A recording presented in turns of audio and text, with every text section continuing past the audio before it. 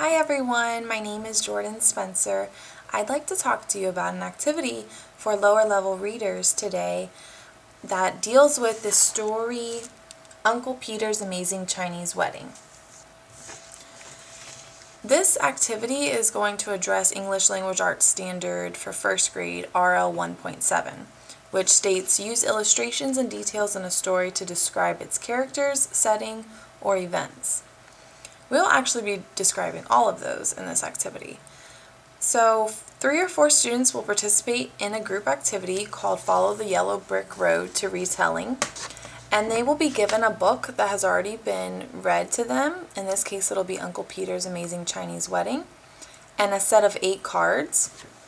These are the cards.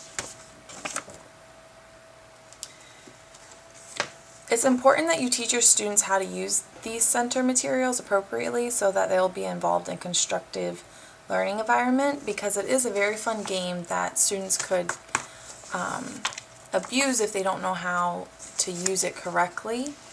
So it's very important that you explain to them your expectations ahead of time. The cards look like this. The first one would be setting, and they have cute little characters on them. Next would be characters, solutions, and then, problem, in the beginning, next, then, and finally.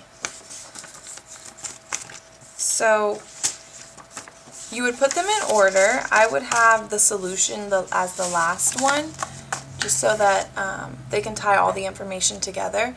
So you would put them in order as if it was a yellow brick road, and I like this theme because it comes from The Wizard of Oz, but you can also just print out your own with the same questions and the same words, and below the word there you can see there's a question so that it helps the student know how to answer and what the solution actually is, or what the problem actually is. And the student will be able to hop along the cards, which I recommend that you laminate, and each time they land on a card they give you the answer to the question. So by the end of the road they have given you a full review of all the information that they have learned from the story for that particular game. I chose this activity as a lower level reading activity because the students at this level will likely need help identifying the parts of a story. And with this game, you do not need to have strong reading skills to check your answers. The students can simply look at the pictures in the book. Carol Tomlins discussed in her video that it's important to remember that not all students learn the same. Therefore, to teach content, you must be able to change how it is taught. This activity is great because it can be changed to fit the learning level of the student, and also provides an outlet for kinesthetic learners because they do a lot of jumping and moving around. I also made a rubric for this assignment. When making my rubric, I referred to Deandra Little's paper, Grading with Rubrics and Developing a Fair and Effective Assessment Tool, and I designed it with levels of learning achievement across the top and the criteria below. I'll go ahead and show you an example now.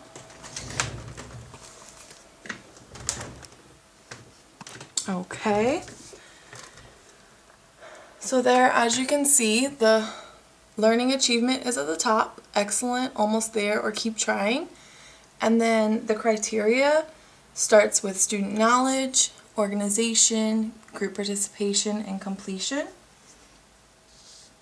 Little states that rubrics are an important way to communicate students' achievement and help students learn and demonstrate their learning, which is why I have detailed in the boxes what exactly I'm looking for in order for them to receive the grade that they desire.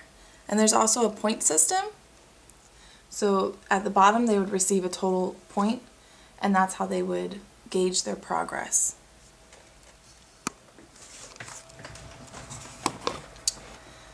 So that's my activity for lower level readers. I would like to thank you for watching.